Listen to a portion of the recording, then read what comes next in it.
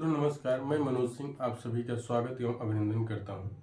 इसके पहले हम लोग संधि के बारे में पढ़ रहे हैं। संधि हमने स्वर संधि पढ़ लिया है। व्यंजन संधि में हमने एक संधि एक अच्युत संधि है उसको पढ़ चुके हैं। अगली संधि एक अच्युत संधि होगी तो वही हम लोग पढ़ेंगे, लेकिन इसके पहले एक बार पुनरावलोकन हम लोग करते हैं कि अच्युत संधि है क्या। अच्युत संधि हमने पढ़ा था कि जहाँ पर सा हो या ता हो, दोनों के सा के स्थान पर तालव्य सा हो जाएगा और ता के स्थान पर चा हो जाएगा। वर्ग के अनुसार ता वर्ग के जो भी वर्ण रहेंगे उसमें टा परिवर्तन हो जाएगा। कैसे परिवर्तन होगा? जैसे हमने कहा दंत सा का तालव्य सा में परिवर्तन हो जाएगा और ता वर्ग का चा वर्ग में परिवर्तन हो जाएगा। इसके पहले हम लोग अच्युत संधि पढ़ चुके हैं। आइए आज हम लोग अष्टुत संधि पढ़ते हैं। तो अष्टुत संधि का नियम है अष्टुनाष्टु, ये इसका सूत्र है अष्टुनाष्टु। इसको हम लोग देखते हैं, विस्तारित करते हैं कैसे होगा। यदि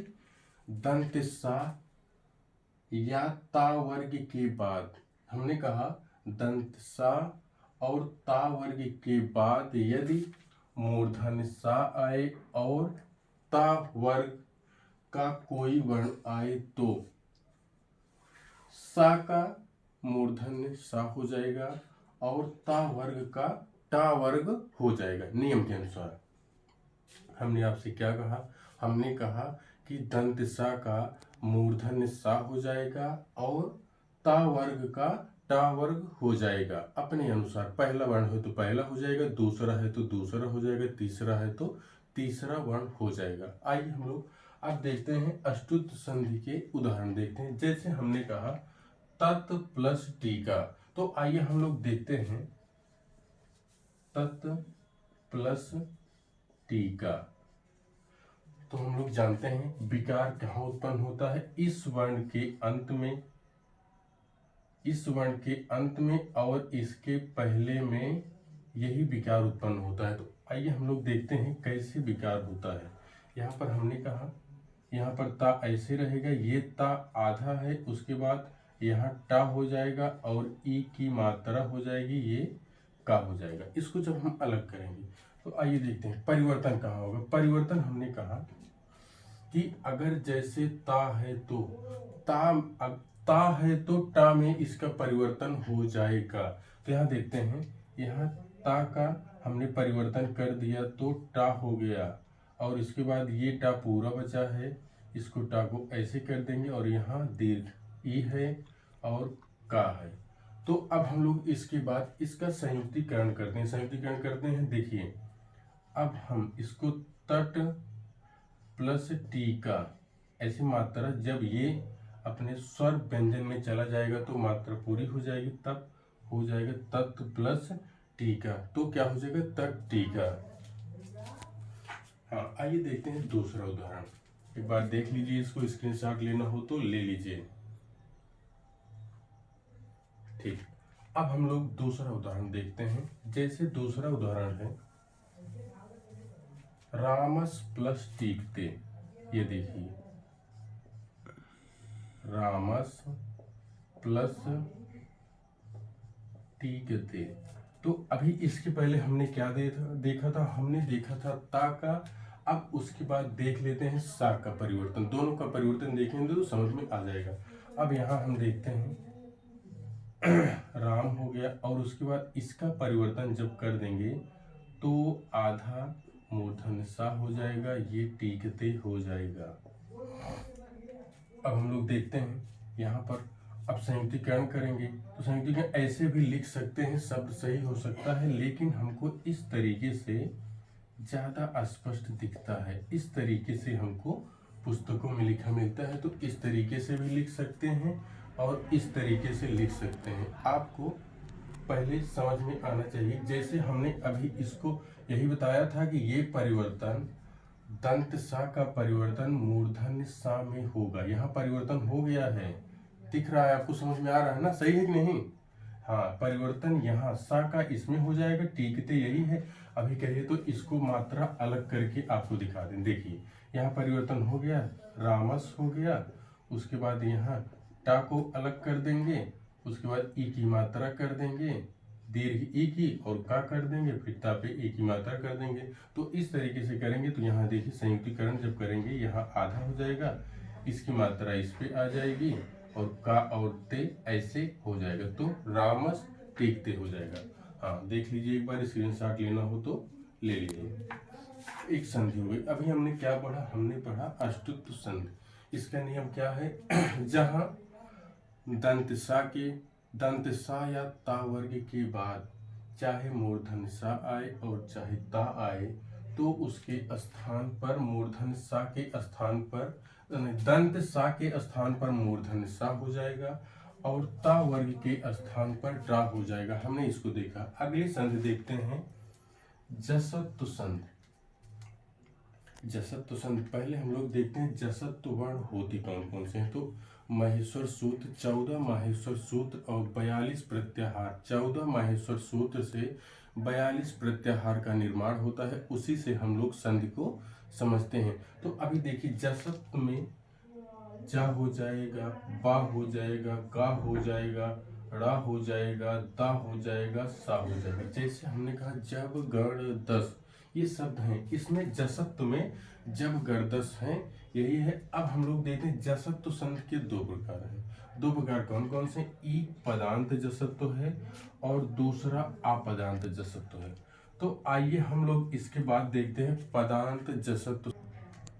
हाँ देखते हैं हम लोग पदांत जसवंत। तो इसमें देखते हैं सूत्र क्या है, झलाम जसवंती इसका सूत्र है। किसका सूत्र है, पदांत जसवंत का सूत्र है झलाम जसवंती। थोड़ा व्यंजन संधि कठिन है, आपको समझना होगा, क्योंकि पढ़ना है, परीक्षा में आएगी तो मजबूरी में हमको पढ़ना है, चाहे जैसे भी पढ़ना है, लेकिन पढ़ना है, थोड़ा थोड़ा करके पढ़ेंगे। हाँ देखिए, जहाँ पद के अंत में झल वर्ण वह है, जब तक आप माहेश्वर सूत्र नहीं पढ़ेंगे तब तक व्यंजन संधि थोड़ा सा कंफ्यूज आपको करेगी, क्योंकि माहेश्वर सूत्र से ही हमको सब कुछ नियम यहाँ पर जो है वो माहेश्वर सूत्र से ही। माहेश्वर सूत्र पढ़ने के लिए आप प्लेलिस्ट में जाइएगा, वहाँ 14 माहेश्वर सूत्र हमने पढ़ाया है, आप वहाँ से पढ़कर फिर व्यंजन संधि में आएगा तो ज़्यादा समझ में आएगा। ठीक है, आइए, हमने कहा जहाँ पद के अंत में झल का अर्थ कौन कौन सा वर्ण होता है, किसी वर्ग का पहला होगा, दूसरा होगा, तीसरा होगा, चौथा होगा। पहला, दूसरा, तीसरा, चौथा वर्ण को क्या कहते हैं, तो झल कहते हैं।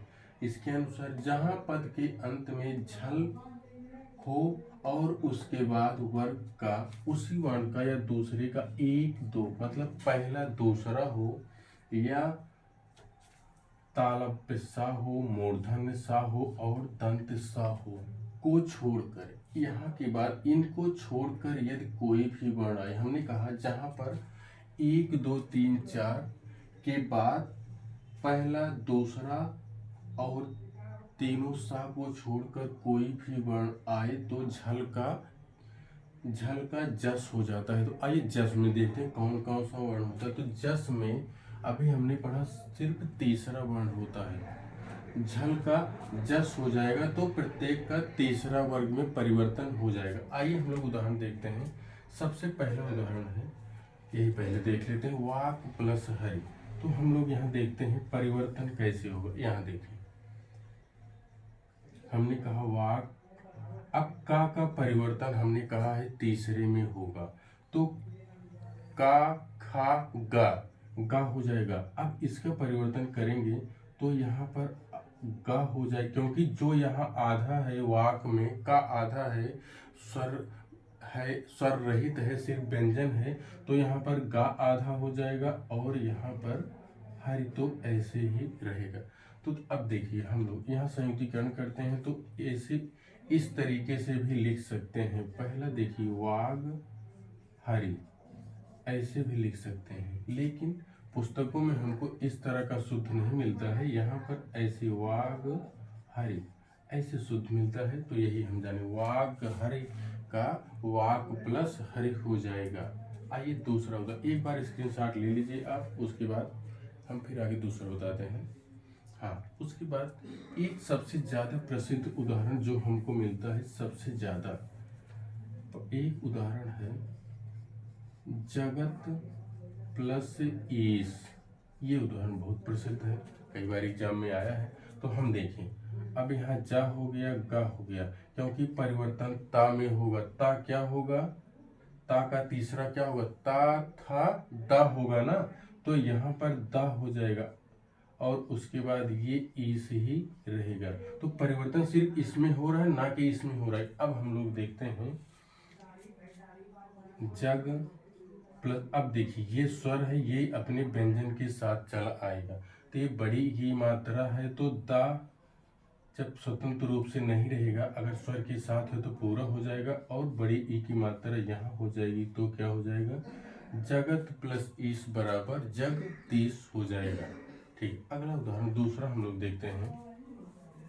दूसरा उदाहरण है वाक प्लस ईस। वाक प्लस ईस, तो यहाँ देखते हैं, हमने कहा वाक और का परिवर्तन गा में हो जाएगा, वाग प्लस ईस, तो ऐसे है। अब यहाँ देखिए, यहाँ स्वर है तो स्वर अपने व्यंजन में चला जाएगा, तो परिवर्तन ऐसे देखिए, यहाँ पर संयुक्तिकरण करेंगे तो वाग ईस हो जाएगा। वाक प्लस ईस बराबर वाग ईस। अभी हमने क्या पढ़ा, हमने पढ़ा जसत्व संधि, क्या पहला उदाहरण पदांत जसवंत। अभी दूसरा देखते हैं अपदांत जसवंत, इसका सूत्र है झलाम जस झस, इसका सूत्र है। तो आइए हम लोग इसको देखते हैं।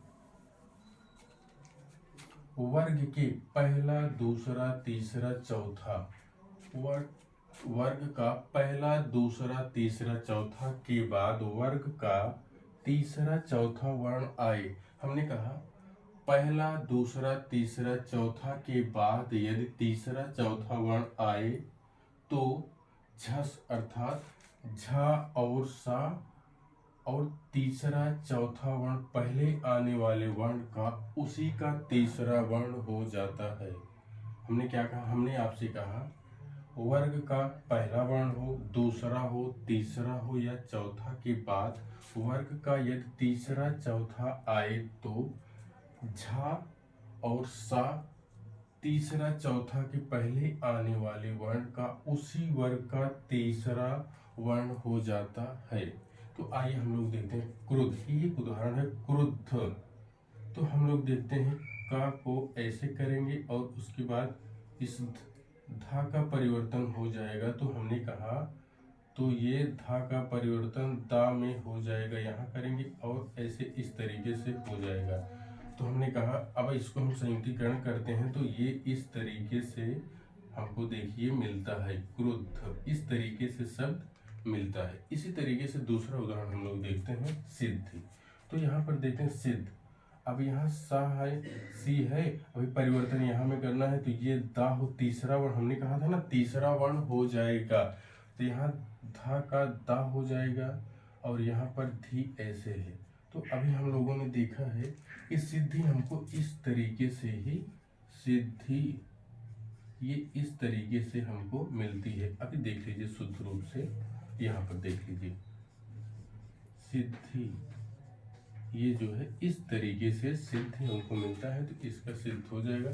अभी हम लोगों ने आज सिर्फ 2 सूत्र पढ़ा है, 2 नियम पढ़ा है, अगला नियम कल पढ़ेंगे। तब तक के लिए नमस्कार।